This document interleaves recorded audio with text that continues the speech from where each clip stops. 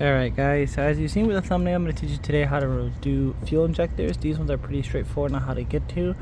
However though, the ones in the back are going to be a little more harder. First off, you want to disconnect the battery so there is no power. You don't have to worry about no crazy sparks happening, because when you're playing with fuel injectors, could be gas everywhere.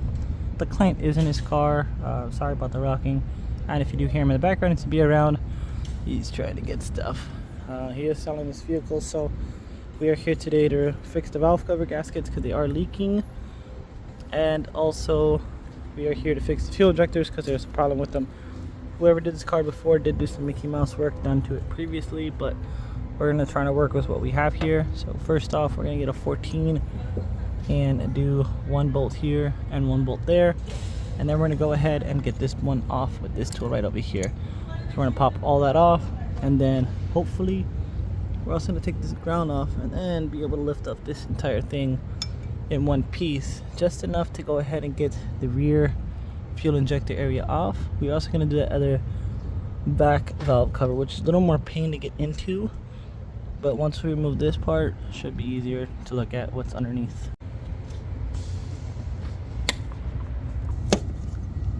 Okay.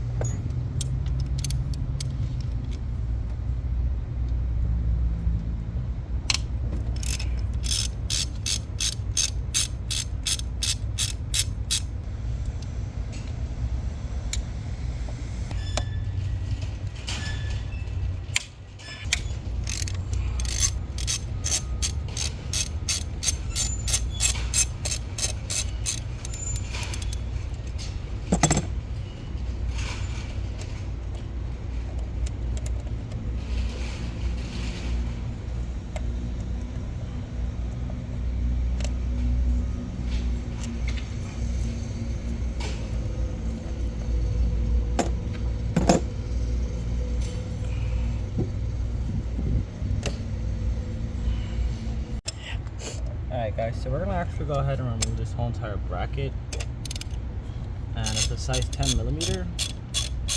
Off camera, I did manage to take apart all these fuel injector plugs, and like I said, they're pretty brittle. They had them pre-done before, and they're even broken on the clips. Everything here is super crispy. 97 edition special right over here. These 10s right over here. Pop them off, take the whole rail apart. Now we don't want to take the whole rail out with this yet. Like I said, I don't want gas spilling all over the place, so actually before I take this off, let me paint. We're not spilling gas everywhere in the vehicle. This is just in case. Let's go ahead and remove the fuel rail.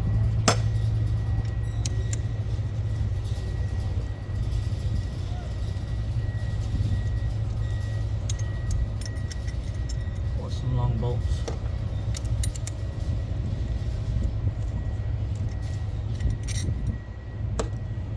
I'll go ahead and carefully wiggle these out.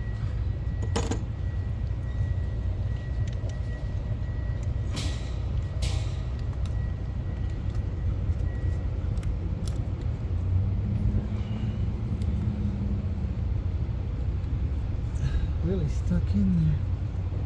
Come on, baby girl. Turn them around, wiggle them, and there go our gas. Ooh, brother, not smoke around here.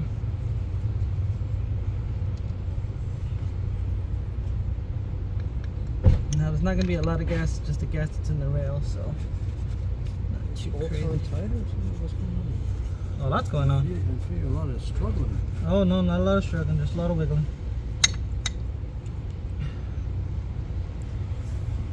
That's not number one, is it? That number one? You're in the back part. Those are the three most critical. Just like that, we got all three out. Let's keep on moving on. And that last one there, do you know which this one here? This is supposed to be the defective one. See, it's a little brown. Hmm? It's a little brown on the edges. A little brown? Mm-hmm. Like dirt, you mean? Mm-hmm. Yeah, well, yeah. Do a little cleaning up over here, get all that gasoline off. Well, I said it seems to be so simple. It's not so simple, guys. We ended up taking off a bunch of 10s, 1, 2, and 3 to remove this one. I believe it's for the heater core. And then we had to remove the intake box and also the throttle body. So the throttle bodies are going to be 4 12 millimeters. And that was a pain to wiggle off because the main threads, there's 2 studs in the bottom and there's 2 bolts in the top. So the studs are the ones that are issues. However though, a little bit of wiggle and jiggle, we got the intake off. This is our intake manifold. Like I said, we have 2 studs, 2 threads. Took off the brake booster one, the back ground as well. Removed all that. One big one right here. So basically 4 main bolts and a bunch of other crazy stuff going on down here. But now that that's all done, we can go ahead and come back over here and of course carefully remove this fuel rail. As you can see, I put some stuff up here to prevent any gas getting into the engine. I mean, it's totally fine if we do because the car burns fuel anyway to get in there, but there'll be a little bit of gasoline getting everywhere, but it's alright. Splashing like a kid over there. Huh. It's 1 bolt. 2 bolts. Now we are gonna just twist these a little bit, loosen them up, and get them out. Got a salad and a sandwich here if you guys are interested. Thank you. Yeah, no, work first, eat after. Yes, sir. Thank you, thank you, thank you. Okay. Alright, so these are our old plugs right over here. You can see there's a little bit of oil on there, a little bit of buildup residue. That's just basically from being used. The way how this works, guys, the gas goes in here. Then this thing, it's from your car, it sends it to either open up more gas or less gas, and it sprays into your spark plug area. This one right here looks a little bit darker. Not too bad. Alright guys, so putting in new fuel injectors is just as simple as taking them out. And what we're going to be doing is, and I'll show you guys just in a moment. Right now I am just tightening down the injectors so it's nice and tight. And I'm going to go back and forth so that way I'm putting an even amount of pressure, because these right here are going to be clamped down with this gasket right here, this O-ring, and then it's going to be clamped down as well with that one. So just put it in the hole. That's what she said. What's that? Message. Oh. Put it in the hole.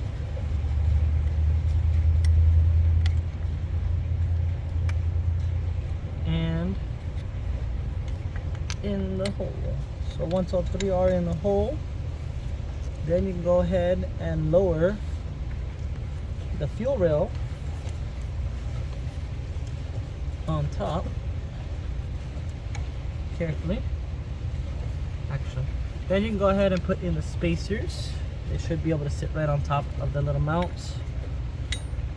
And then you're gonna put on the rail. Now the rail is gonna be, I wish I could take this off to show you guys, but for time's sakes, we're not getting a lot in labor here today, so we have to be as quick and efficient as possible.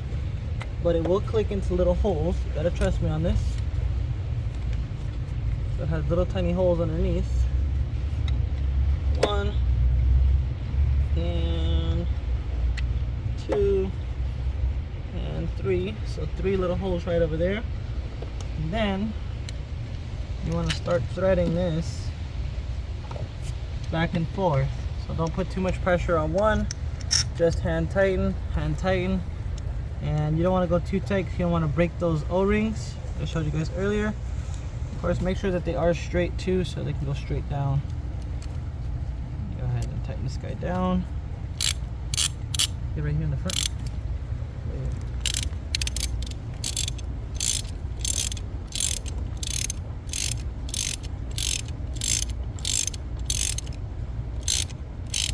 Okay, go to the other side. And this just ensures that we are going to have a nice even amount of pressure with no leaks. There we go, nice and crispy. That's how we like it.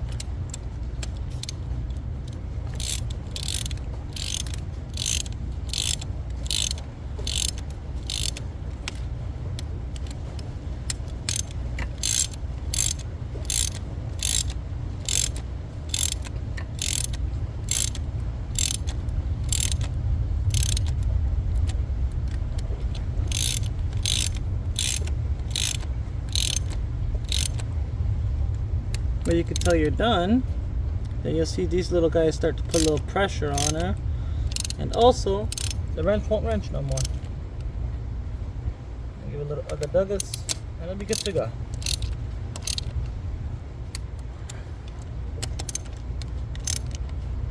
Okay. Alright, so I'm gonna do a little bit of a voiceover here because the background audio was just way too loud working around with the diesel trucks. But basically you want to take a 14mm socket, get right behind this fuel rail itself, break the fuel rail nut off, and take the entire thing off. Of course, you're going to have the 210s holding on the rail and also holding down the injectors. And once you remove everything, then for sure it's going to be a lot more easier to take everything off and make sure that everything fits on 100%. So you're not going to be bending any of the fuel injectors. We're going to go ahead and get the 5/16 actually and stick it right inside of here. Percent, just to make sure everything's clear. You are going to need a 14mm socket to remove the fuel rail, a 5/16 Allen wrench to remove some of the bolts for the intake manifold for the rear. You're also going to need a 14 to break the bolts, and even a 10mm to remove the bracket for the vacuum lines and the rails themselves. So it's not too hard of a job, guys. It does take a little bit of wiggling, a lot of time. You're also going to need like a 12 or a 13 to remove the negatives from the sides of the intake manifold. Of course, you're going to need some small tools to get into the back end where all the brackets are holding into the intake manifold to remove it. So if you guys have any questions, comments, concerns, let me know in the comment section down below. I hope this video was kind of helpful on the Avalon. It's not too hard. It's just a matter of making sure that you have everything taken out and put directly into place so you're not going to smash the injectors or ruin any of the gaskets. So time to roll the end credits. So guys, stay safe, stay chill.